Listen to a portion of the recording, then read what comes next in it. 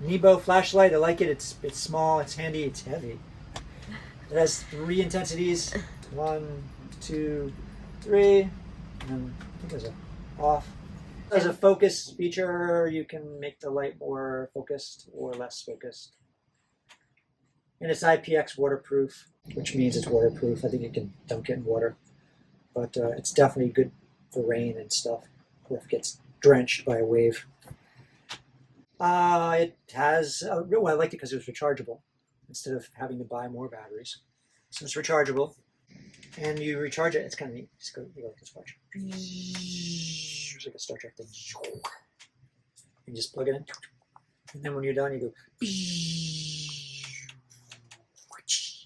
It's done. I bought it because I want to see things at night when it's dark out. Pitch black out when you're on a boat sometimes when there's no sun. No moon.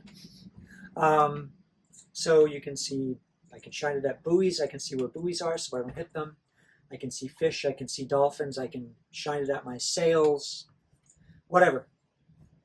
And it's just like a regular flashlight. I like it. Grab the links below and remember to hit that subscribe button.